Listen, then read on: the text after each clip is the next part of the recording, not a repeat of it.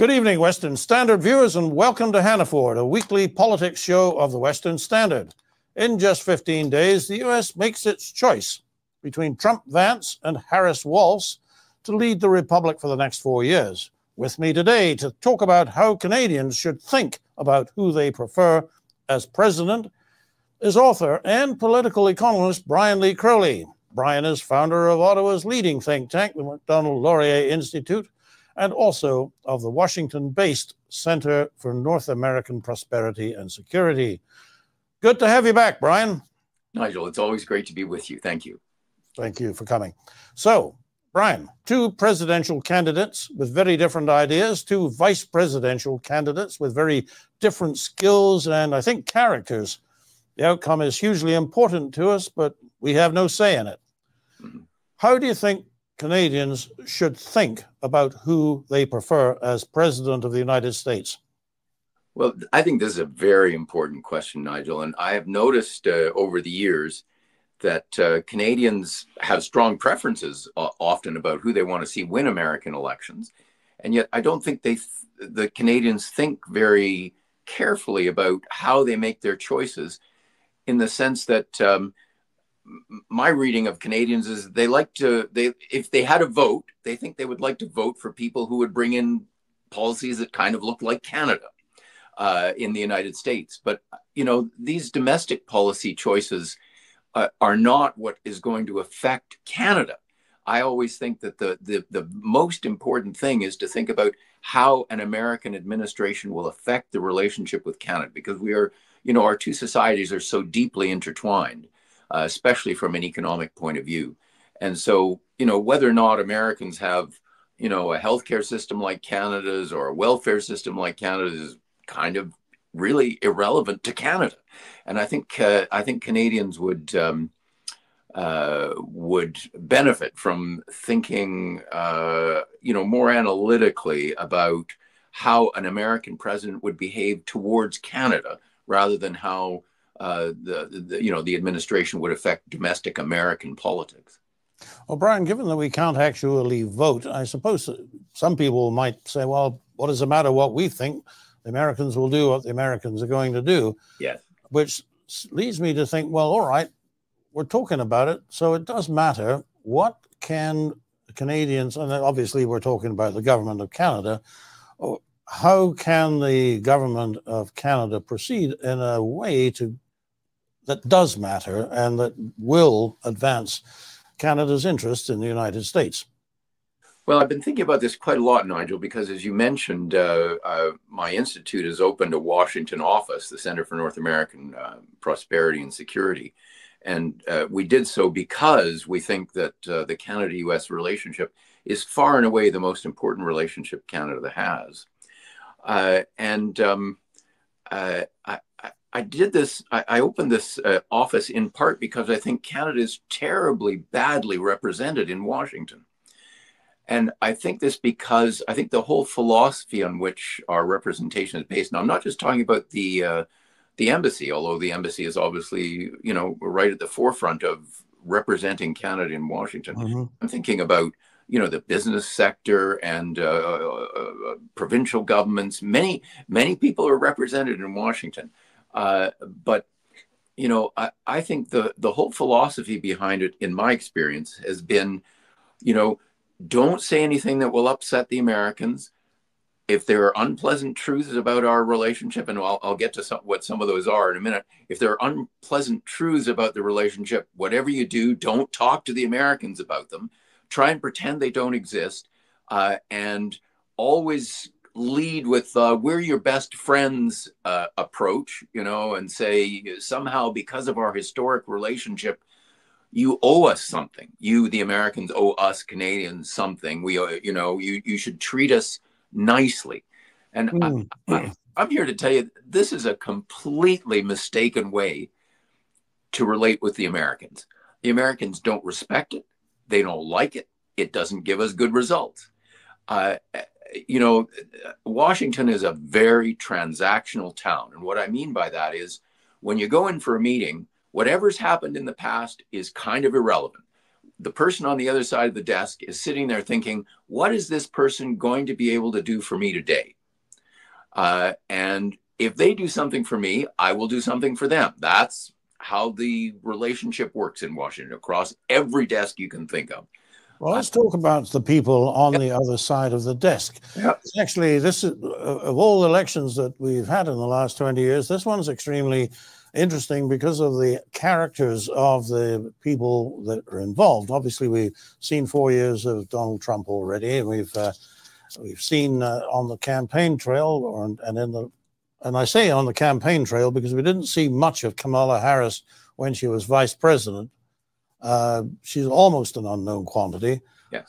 But then you have Mr. Walz, who is a not totally unknown quantity north of the border, and J.D. Vance, who I think came to our notice as an author before he came to our notice as a senator.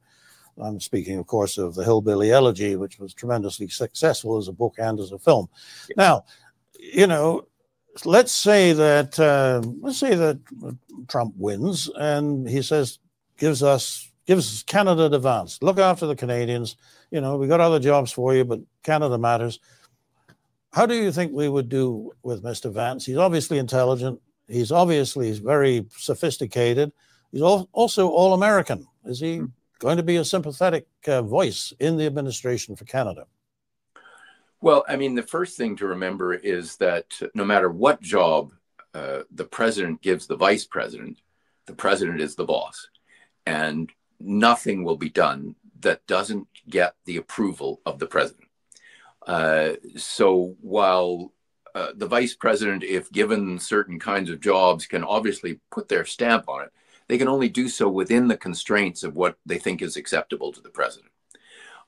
We know, for example, that Kamala Harris was, you know, the so-called border czar. She certainly never rejected that title while she was vice president under Joe Biden, even though she wants to distance herself from it now. And I think one of the reasons she was completely ineffective in that role is because Joe Biden didn't want her to be effective. He wanted to distance himself from, you know, a sort of militant stance on the border, which people associated with Donald Trump. So all of that said, you know, J.D. Vance, he knows something about Canada. You probably know that his roommate at Yale is now a Conservative member of Parliament here in Ottawa. Name names, Brian. Jamil Javani. Okay. And they know each other very well. They're good friends. So, you know, J.D. Vance has a pipeline into Canada. I think he's a very smart guy. I think he would, you know, be a lot more thoughtful in terms of how he would perhaps manage the relationship than Trump was. You know, I don't think Trump is a terribly thoughtful guy,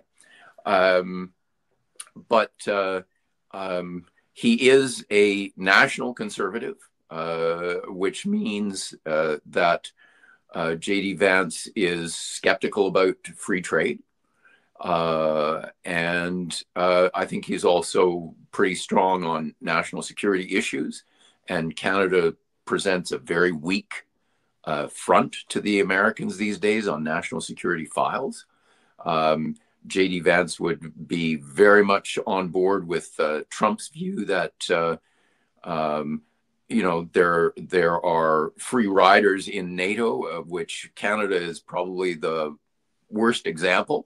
And since NATO involves a commitment by America to defend NATO, its allies in NATO, they want those allies to meet the promises that NATO members are supposed to meet. And Canada has signally failed in this regard. These are all reasons why Canada's stock is extremely low in Washington, and why it's going to be terribly important, whoever is in charge of the Canada file in Washington, that we be able to show up and say, assuming that there's a Trump administration, that we be able to show up and say, look, for the past couple of decades, under both Conservative and Liberal governments in Ottawa, we have fumbled the ball, and we're here to tell you how we're going to fix that.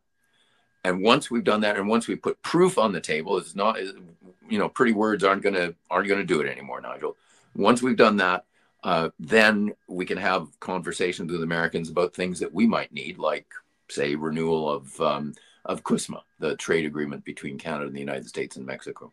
All right, now let's talk about putative President Harris. She has obviously had very little to say about her record as vice president for rather obvious reasons. So do we really know anything about her other than that she was born in into the middle class? Well, we know very little about her. And I think the campaign has struggled very hard to keep us from knowing much about her.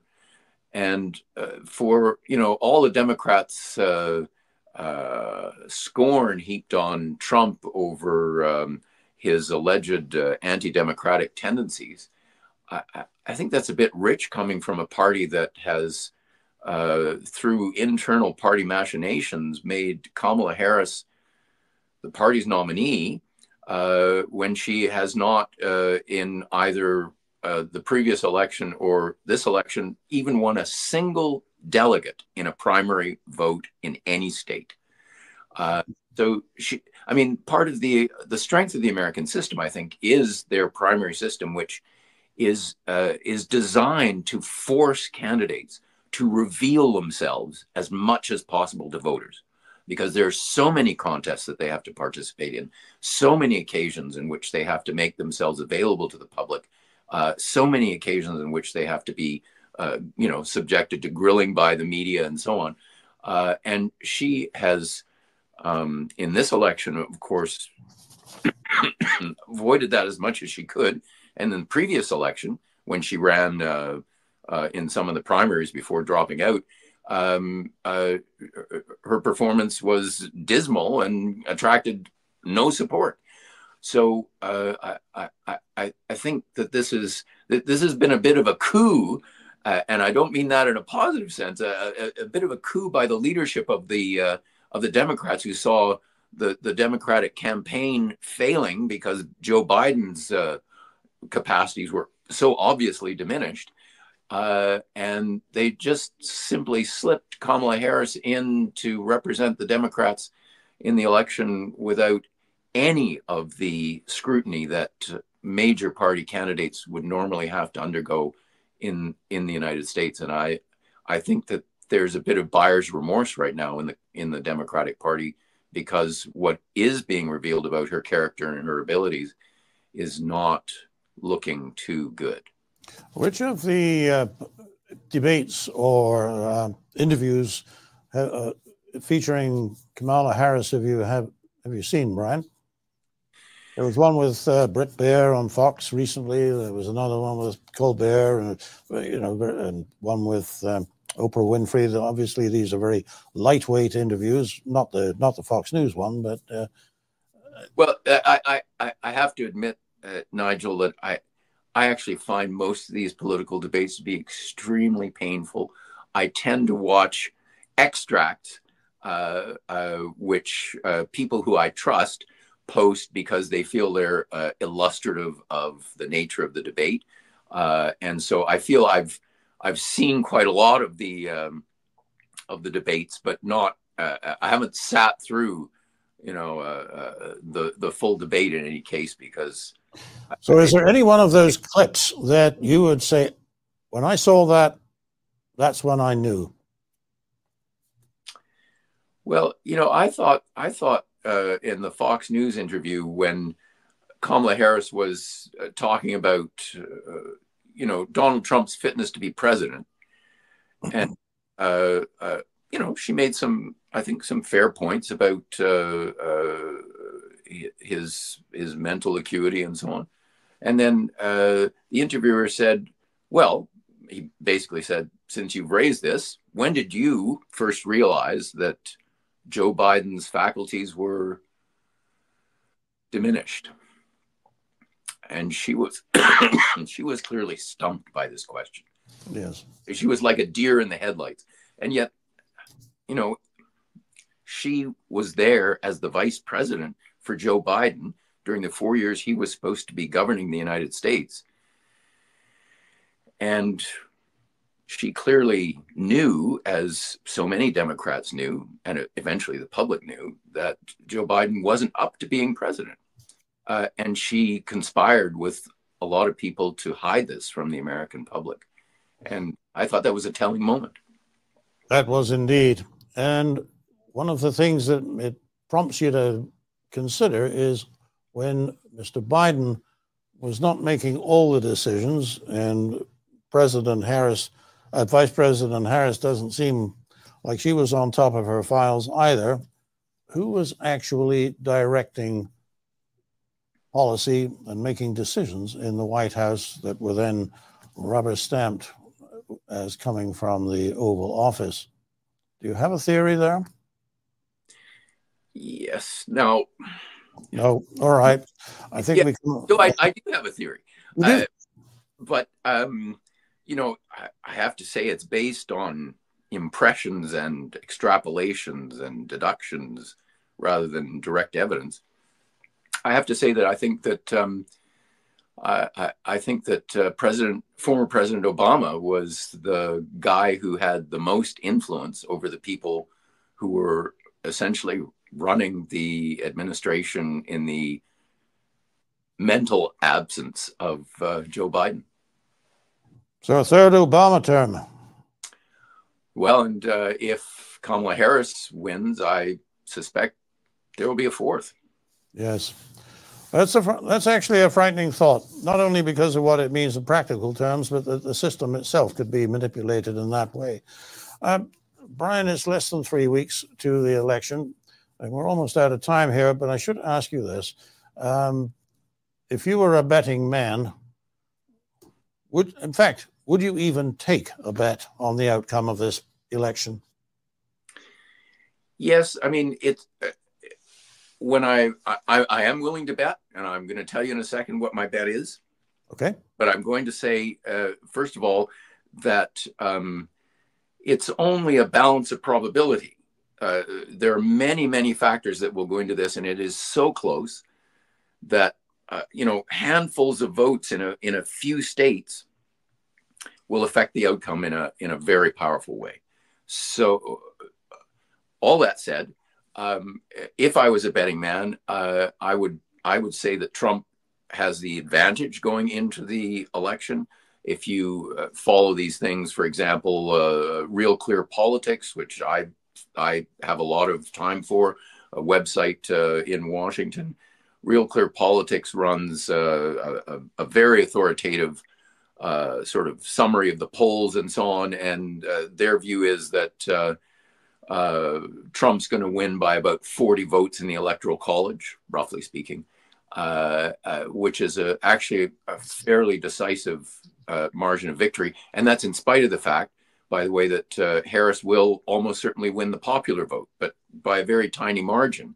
And because of the way the Electoral College works, that will result in a Trump victory, perfectly in order in terms of the American constitutional order. So if you're asking me to put my $10 down, it would be on Trump to win, but it could very easily go the other way. Well, that's about as clear as I could have asked for. Thank you very much, Brian. Brian, it's always a pleasure to have you on the show. Your thoughts are insightful and to the point. Thank you for doing this today, and we will see you again probably soon after the election for a recap. Meanwhile, for the Western Standard, I'm Nigel Hannaford.